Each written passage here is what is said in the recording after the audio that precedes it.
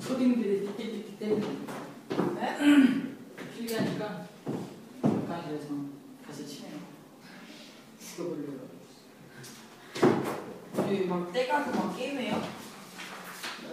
떼가요? 무슨 소리야? 무슨 소리야? 초딩들이 뭐 힘들면 내가 이렇게 딱딱딱딱 쓰니까 강의에서 치더라고 이렇게. 뭘 줘요? 여기서 퉁퉁퉁 때리면 강의에서 때리잖아요 이렇게. 그런 거를 하더라고. 선생님인지 몰랐겠죠. 혼내주려고 했어. 초딩들하고 싸우면 나도 초딩이 되니까 참아야지. 선생님!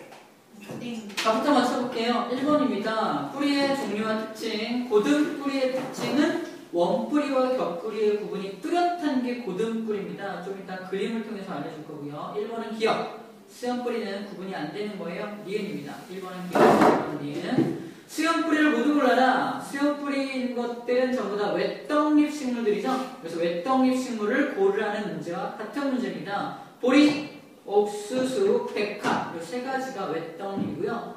장미, 봉서나 해바라기는 다 쌍떡잎이에요.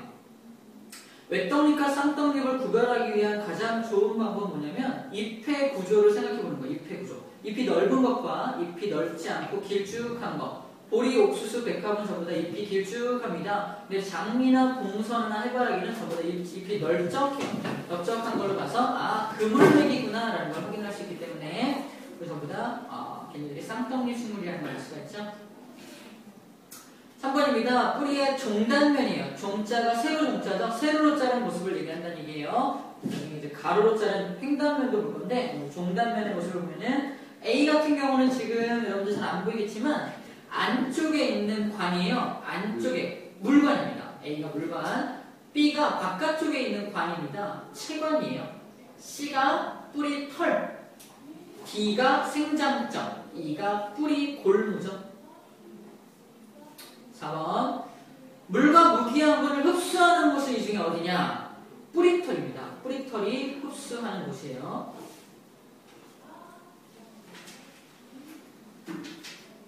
5번입니다. 여기는 세포 분열이 활발해서 길이 생장이 일어나도록 하는 곳이래요. 바로 생장점입니다. D죠, D.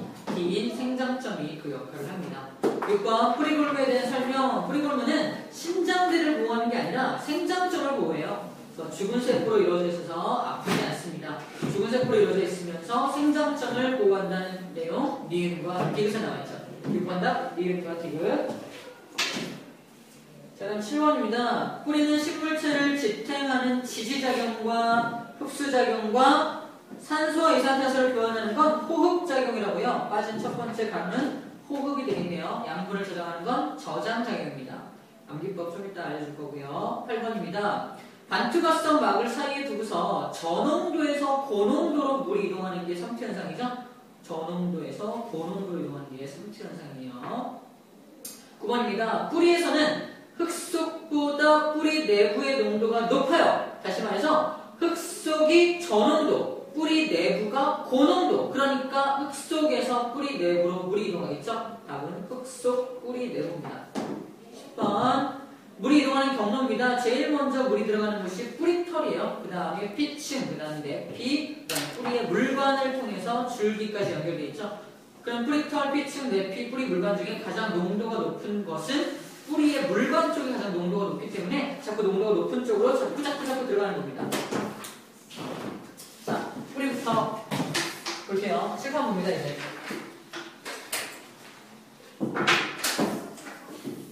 자, 먼저 6단원 제목이 식물의 영양이라고 써있어. 영양이라고 써있는 이유는 우리가 지금부터 배울 것들이 식물의 여러 개의 기관들 중에서 생식을 담당하는 생식기관을 공부하는 게 아니라 영양물질을 담을 수 있는 영양기관들을 공부하겠다는 얘기입니다. 뿌리, 줄기, 잎에 대한 걸 공부하겠다는 거예요. 꽃이나 열매에 대해서는 공부하지 않습니다. 시험 범위가 아니라는 얘기예요. 그래서 영양이란 말은 그래서 써놓은 겁니다. 영양에 관련된 기관들만 배우겠다는 뜻입니다. 그 중에서 우리는 뿌리와 줄기를 먼저 배울 건데 먼저 뿌리입니다. 자, 뿌리의 종류는 두 가지로 나눠지는데요. 첫 번째가 고든 뿌리, 그 다음에 수염 뿌리로 나눠지죠. 고든 뿌리와 수염 뿌리. 자, 고든 뿌리의 모습은 원 뿌리와 곁에 있는 뿌리, 곁뿌리의 구분이 확실한 게 고등뿌리입니다. 땅속에서 봤을 때 원뿌리와 곁뿌리의 구분이 확실한 거. 수염뿌리는 물론 원뿌리가 있고 곁뿌리가 있어요. 하지만 그것들이 어떤 게 원뿌리가 어떤 게 수염뿌리인지 구분이 안 돼요. 이 중에 분명히 원뿌리, 곁뿌리 있습니다. 하지만 구분이 안 되는 게 수염뿌리라는 겁니다. 그러면 고등뿌리와 수염뿌리는 고등뿌리를 구성하는 것들은 전부 다 뭐라고 하느냐? 쌍떡잎 식물이죠. 쌍떡잎 식물들이 전부 다 고등뿌리를 하고 있고요. 외떡잎 식물들이 수염뿌리를 하고 있어요. 자, 쌍떡잎의 뿌리의 모양이고요. 외떡잎의 뿌리의 모양입니다. 쌍떡잎의 잎의 모양은 어때요? 잎. 쌍떡잎의 잎의 모양은 그물맹이죠. 그물맹. 널쩍합니다. 널쩍하면서 그물 모양의 이렇게 잎맥을 갖고 있는 게 쌍떡잎 식물의 잎이에요. 외떡잎 식물의 잎은 이렇게 길쭉하면서 나란한 모양의 잎맥을 형성하고 있는 게 외떡잎 식물의 잎이죠. 그래서 잎의 모양을 가지고도 외떡잎이 쌍떡잎인지 알 수 있다는 겁니다. 자, 그 다음에 뒤에서 배우겠지만 줄기에서 배우겠지만 형성층의 이유인데 얘는 형성층이 있어요. 얘는 형성층이 없습니다. 형성층이 있고 없고는 옆으로 클 수 있냐 없냐를 결정해요. 그래서 옆으로 쭉 커가는 것들은 전부 다 쌍떡잎 식물이고요. 위로만 길쭉하게 자라는 식물들은 전부 다 외떡잎이라고 보면 돼요. 형성층의 유무에 의해서 갈라집니다. 자, 일단 이 정도까지 정리를 하면 될 것 같고요. 줄기 배울 때 좀 더 자세하게 배우도록 할게요. 뿌리의 구조입니다. 뿌리의 구조는 먼저 뿌리가 이렇게 있으면요. 뿌리 요 하나하나 모든 세포들이 있을 텐데 맨 바깥의 세포를 이루고 있는 게 표피세포예요. 표피세포입니다.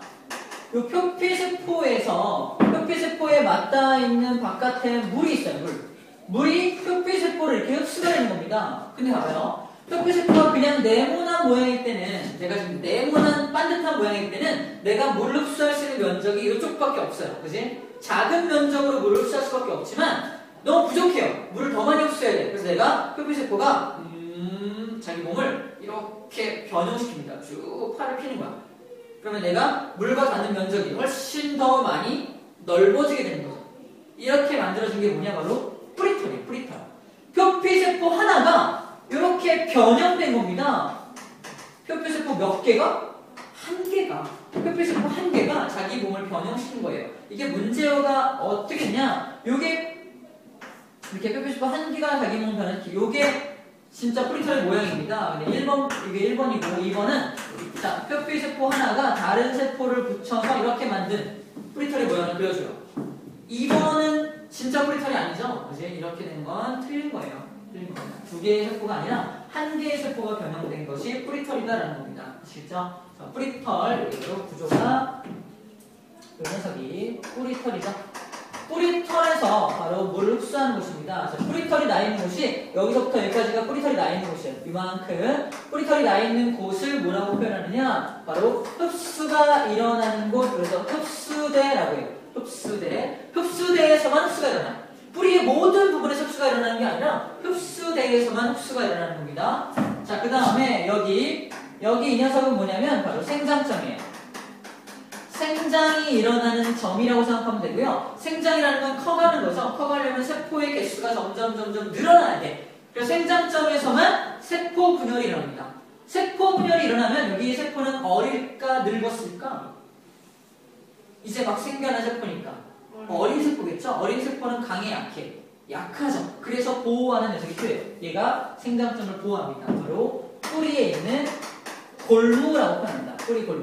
뿌리 골무의 특징에 의해서 죽은 세포로 이루어져 있어요. 죽은 세포. 그 다음에 죽은 세포이면서 생장점을 보호하는 기능을 하고요. 생장점 바로 윗부분. 쭉 생장점 때문에 커진 부분이겠죠. 커진 부분을 뭐라고 한다? 신장이 일어난 부분. 신장대라고 해요. 어려운 문제가 나오면 신장대에서 흡수한다. 틀린 말이라는 겁니다. 신장대는 흡수의 기능이 없어요. 흡수대에서만 흡수가 일어납니다. 신장대는 생장점 바로 윗부분으로서 지금 막 커진 부분을 신장대라고 해요. 자, 이 정도까지가 뿌리의 전체 구조가 될 것 같네요. 그 다음에 뿌리의 안쪽으로 보면 이렇게 물이 지나가는 관이 있어요. 무슨 관입니까? 이게 물관이 연결되어 있습니다. 그 다음에 뿌리의 바깥쪽에 이렇게 영양분이 지나가는 관이 있어요. 그 녀석이 뭐냐? 체관입니다. 물관과 체관이 뿌리까지 연결이 되어 있다는 얘기예요. 물관과 체관이 뿌리까지 연결되어 있다. 왜 연결되어 있냐면요. 자, 뿌리의 기능이 뭐예요? 바깥에 물을 흡수하는 기능이죠. 흡수를 하면은 흡수한 물을 어디까지 보내죠? 물관까지 보내주는 겁니다. 물관까지 보내줘서 흡수한 물을 위로 올려보내야 되죠. 물관이 연결돼 있어야겠네요. 그 다음에 뿌리도 하나하나 살아있는 세포들이기 때문에 영양분이 필요하죠. 그지? 영양분. 위에서 광합성을 통해서 만든 영양분이 체관을 따라서 이렇게 내려와 줘야 됩니다. 체관이 연결이 되어 있어야 합니다. 이해되죠? 물관 체관이 연결되어 있는데 위치가 안쪽과 바깥쪽이다라는 거예요. 자, 이거를 그러면 옆으로 잘라볼게요. 옆으로 자르면 이런 모양일 겁니다. 이렇게 자르게 되면은 맨 바깥층에 이렇게 표피 세포들이 있을 거고요. 표피 세포 하나가 이렇게 쭉 연결된 게 이게 뿌리털이겠죠. 바깥에 있는 물이 제일 먼저 들어오는 것이 어디다? 뿌리털로 들어옵니다. 뿌리털 1번 뿌리털로 들어오고요. 뿌리털에서 안쪽으로 또 물이 들어와야 돼요. 뿌리털 안쪽에 있는 게 표피입니다. 표피. 2번 표피. 표피에서 또 안쪽으로 들어와야 돼. 이제 표피 안쪽에 있는 게 이제 피층입니다. 피층. 3번 피층. 피층에서 또 안쪽으로 들어오는 게 내피라는 게 있어요. 내피. 내피 안쪽에 연결되어 있는 것이 바로 물관입니다. 중요한 건 이 하나하나의 명칭을 기억하는 것도 중요하지만 자꾸자꾸 물이 안쪽으로 들어온다는 것은 안쪽이 가장 고농도이기 때문에 물이 자꾸자꾸 저농도에서 고농도로 이동이 난다는 얘기예요. 가장 고농도인 것은 물관이다라고 생각해 줘야 됩니다. 물관. 가장 저농도인 것은 어디거든요? 바로 흙 속이 가장 저농도겠죠. 이죠. 흙과 뿌리털 중에 누가 고농도예요? 뿌리털이죠. 이렇게 누가 고농도인지를 찾아주는 게 시험 문제예요. 시험 문제. 하나하나의 명칭들은 뭐 여러분 읽어보면 됩니다. 뭐 흙, 뿌리털, 표피, 피층, 내피, 물관 이런 식으로 그림을 찾을 수가 있는데요. 자, 뿌리의 기능입니다. 뿌리의 기능은 호흡을 합니다. 흡수를 해요. 저장을 하고요. 지지를 합니다. 자, 뿌리는 호흡한다. 뿌리가 호흡한다는 말은 산소를 들이마시고요.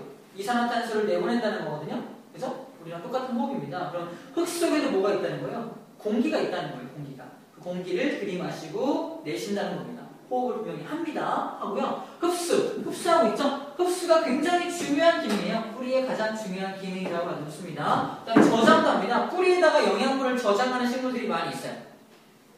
뭐 있나요? 땡! 감자는 줄기에 저장하는 거예요. 고구마 정답. 연근 땡. 연근도 줄기입니다.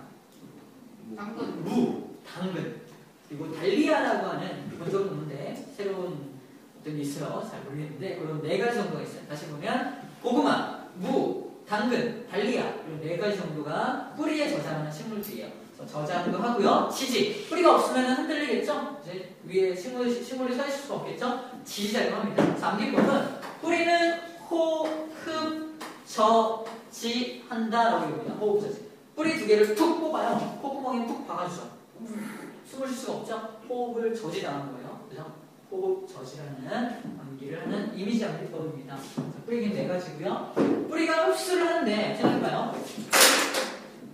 식물은 에너지를 갖고 있습니다. 에너지를 이용해서 내가 뿌리인데 주변에 물들이 있네요. 물 속에 뭐가 녹아있냐면 무기양분들이 녹아있어요.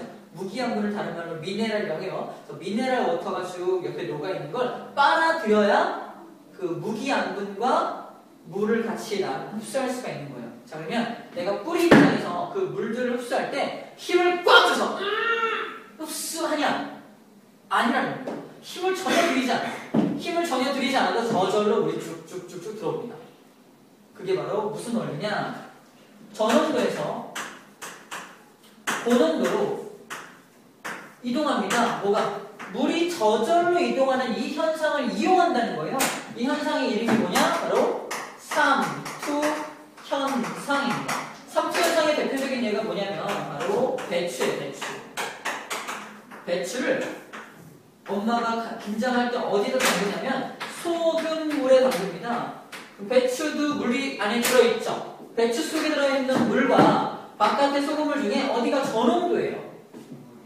그냥 배추 속에 물이 저농도죠. 저농도에서 고농도로 물이 쭉쭉쭉쭉 빠져나옵니다.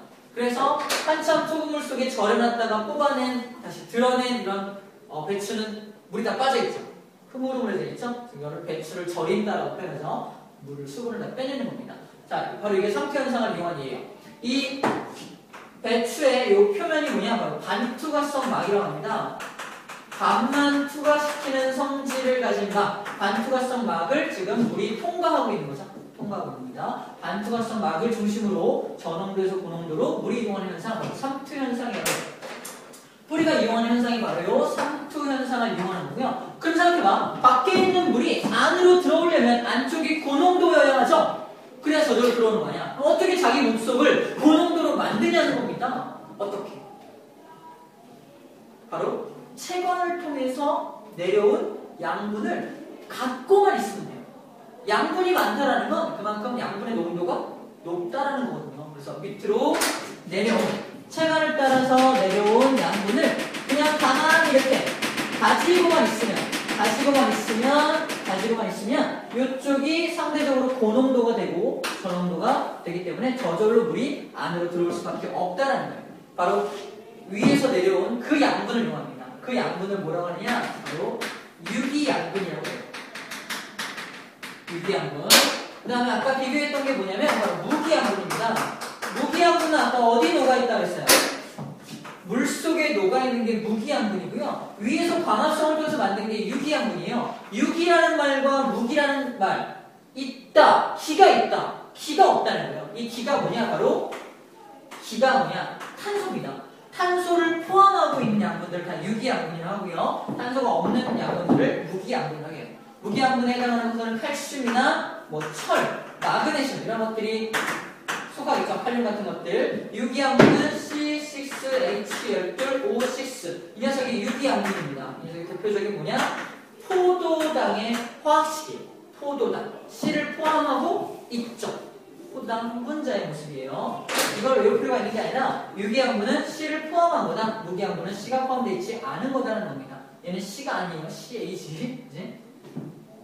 자, 유기양분과 무기양분까지 살펴봤어요. 자, 그러면 식물을 구성하고 있는 원소를 좀 살펴볼 건데, 식물을 구성하고 있는 원소, 암기법 있죠? 식물을 구성하는 원소는 C, H, O, N, S, P, K, CA, MG, F2로 이루어져 있습니다. 총 몇 개예요? 10가지예요. 식물 구성 필수 10원소라고 합니다. 식물 구성 필수 10원소라고 해요. 암기법은 촌스러운 스피커를 칼로 마구 팼다라고 외우죠. 촌스러운 스피커가 있어요. 칼로 팼어요. 그죠? 촌스러운 스피커를 칼로 마구 팼다라고 외우고요. 각각이 결핍되면 그러면 식물이 자라는데 꼭 필요한 10개의 원소인데 하나도 없으면 안 되겠죠. 그지? 그래서 CHONS까지 이 중에 하나라도 없으면 뭐가 되냐? 생장이 안 돼요. 잘 크지 않는다는 얘기입니다. 생장 불량이. 그 다음에 인이 부족하면, 얘는 인입니다. 인이 부족하면은 뭐가 안 되냐? 열매가 안 맺혀요. 암기법 있습니다. 인내가 부족하면 열매를 맺지 못하죠. 그지? 인이 부족하면 열매가 안 맺히는 거예요. 자, 칼륨은 칼칼칼칼칼칼칼칼칼 갈색 반점이 생깁니다. 잎에 갈색의 반점이 생기는 게 칼륨이 부족할 경우에요. 물론 갈색 반점이 생기면 생장도 잘 일어나지 않습니다. 생장 불량과 함께 갈색 반점이 생기는 거고요. 칼슘이 부족하면 그냥 얘도 생장이 안 돼요. 네, 마그네슘과 철이 부족하면 이런 일이 발생합니다. 잎이 누렇게 떠요. 황화 현상이 발생합니다. 황화 현상이라는 건 잎이 누렇게 뜨는 겁니다. 암기법은 마구 패면 누렇게 뜨는 거예요. 막 때려요. 누렇게 뜬다고 표현하죠. 마구 패서 누렇게 뜬다라고 얘기합니다. 자, 처음에 잘 나오는 건 인하고 마구 팼다 이거 외우면 됩니다. 인은 열매가 안 맺히는 거고요. 나머지는 다 생장이 안 되는 거라고 외우면 되고요. 마구 패면 황화 현상이 나옵니다. 꼭 나옵니다. 황화 현상 중요한 내용이에요. 자, 여기까지가 뿌리에 대한 전체 내용입니다. 또 한 가지 이런 게 있죠. 삼투 현상에서 이런 문제 나올 수 있죠. 삼투 현상에서 예를 들어서 식물을 잘 자라라고 내가 이 식물한테 뭘 많이 하냐면 비료를 엄청 많이 줘. 비료를 빠질까 죽어버릴까? 죽어버립니다. 왜? 물이 빠져나옵니다. 양푼을 바깥에 많이 줬다는 얘기는 바깥에가 고농도가 되고 안에가 저농도가 되는 거죠? 물이 빠져나옵니다. 식물이 타 죽는다 표현해요. 말라 죽는 게 타 죽는 겁니다. 너무 비료를 많이 줘도 안 된다라는 거죠. 절대가 아니야. 자, 넘겨서요. 9페이지에 개념 확인하기. 이번엔 줄기입니다. 줄기에 대한 내용도 빠르게 정리할 텐데요. 5분 줄 테니까 먼저 개념 확인하기 문제부터 풀어보도록 합시다. 시작!